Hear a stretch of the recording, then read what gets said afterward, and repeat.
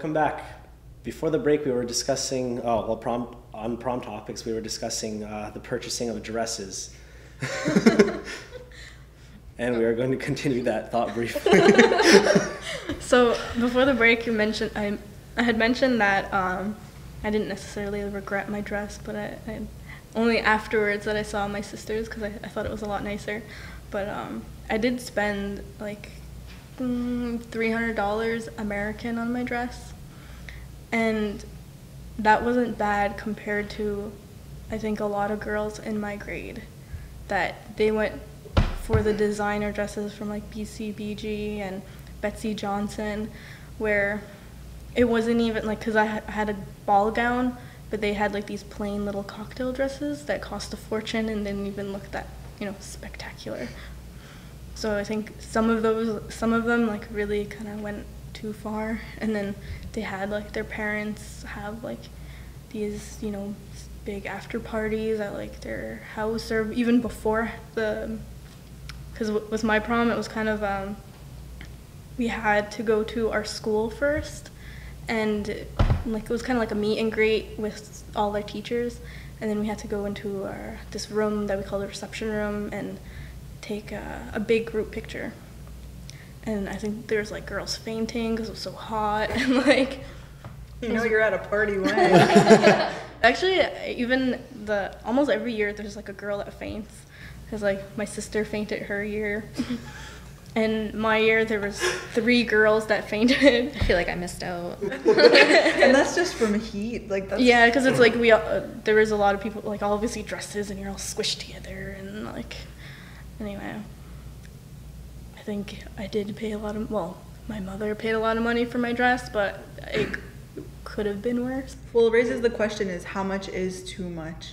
Yeah. Because $300 on a dress, for some people, is way too much. Yeah, because there were girls in my class that it was a private school and it's expensive, so you have to have money. But there were some that all their parents' money went into the school, so they wore like a $50 dress from the Gap. Mm-hmm. Or I was mentioning to Carissa, there was a girl that she wore a dress that looked like a picnic Sunday afternoon kind of dress, and it wasn't as formal as everyone else's.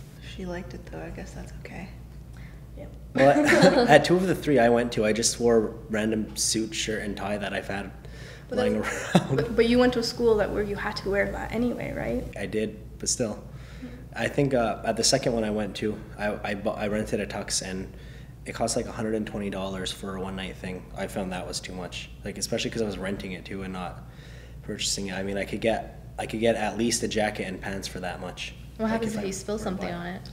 I think it was like a $60 thing. You get like insurance? No, I had to. No. That's insurance. If I spilled something on it, they would have made me buy it.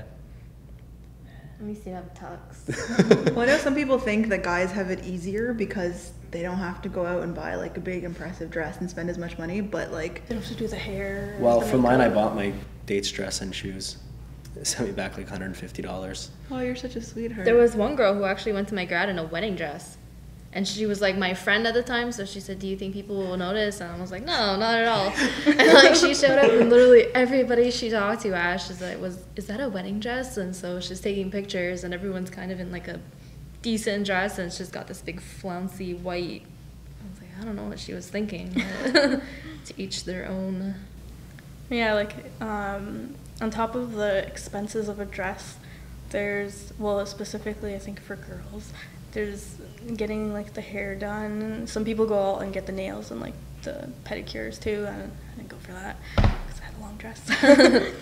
And then like makeup, because when I was 17, I lacked the skill of putting on eyeliner, so I had to pay for that too. And then I guess I got a pretty good deal because I spent $50 on my dress. My shoes were like clearance at Payless, so they were nothing. And then my cousin, she did my hair and my makeup for me. Actually, no, it was one of my friends that did it. Oh, dude, I'm going way back to like grade 6 prom now. But every time I got my hair and makeup done for anything, I always got one of my friends or my cousin to do it. And it's a lot cheaper than going to the salon. and they're probably more available as everyone else is booking, and you're like, oh my god, I don't know what to do. I got to go get an appointment at 7 in the morning, and like, you know, for your prom at 7 at night. The hardest part for me was I had to get my hair done. I had an appointment in Montreal, and then I had to drive 2 hours to Stansted, and I couldn't fall asleep in the car. I had to like sit in the car like this with like those like donut pillows like around my neck so that I wouldn't like flatten my hair out. And then we got there and it was so humid that I just fell anyway, so I had a neck cramp and bad hair, but I did my own makeup, so that saved money. That's what I made the biggest mistake of curling my hair. And I just, if you have straight hair, don't curl it for your prom. Like, just don't do it. Unless you have like super mega Aquanet. Yeah, because I had, like, went to the salon, and I had like kind of like that beehive thing going on too, and it just didn't suit me. And they'll kind of look nice like within the 10 minutes that I got home, but by the time I got to the actual prom, my curls were flat and. You just had a big beehive. And Yeah, and it was like raw, like all the hairspray. It was like a helmet on my head. That's you, yeah, going to sleep that night and you're like, you have bobby pins poking your head and you feel the crunch. So then all next day, I remember I was just pulling out pins like everywhere. My friend got extensions. She had pretty short hair, and so she got like an extension, so like this big curly like ponytail on the side.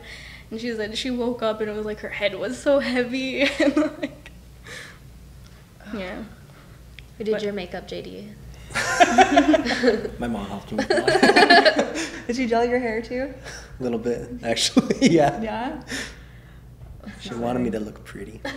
So what about limos? Did anyone arrive in style? When I went to the KSS grad, we had a party bus, and I wasn't with people that I didn't hang out with, but people I normally wouldn't hang out with, and all my other friends were like in a limo. So the party bus kind of was cool, even though I didn't know everybody. And then when I was at Stansted, 2 classes before us, they ruined the limo thing for us. So we all had to go together on like this really stinky, hot Greyhound bus together. So that was as cheap as like, unfortunate as it was memorable.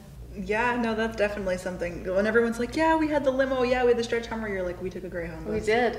And like there was like writing on the seats and like the lighter marks, and we're like, this is classy. When I went to the QAA prom 2 years ago, we had a bus. It was pretty chill. Was it because you couldn't have limos, or? Well, yeah, we couldn't have a limo, but I forget the reason why. Maybe because it was too late for booking. It was probably too late for booking, yeah, but it was really fun just being on the bus. Yeah, that's what, I didn't know like how far in advance you had to rent a limo. Especially during prom season. But my uncle got me one, so I was like very happy that it was like last minute and I didn't have to pay for it, and my friend didn't have to pay for it. For mine, my friends booked it in like January or something like that, and we were a little late like getting to it. We got lucky that time. Mm-hmm. I had all these big ideas of wanting to like show up with my date in like the Mustang, Nice. you know, and being cool, but that didn't happen. Me and my friends from high school, we rented a limo for 4 hours to get us there to drive around for a bit. Afterwards, we just took cabs, and like one of my friend's moms drove us somewhere because I don't know, we didn't need it. It was an expense we didn't need to use. It's just for show, I think.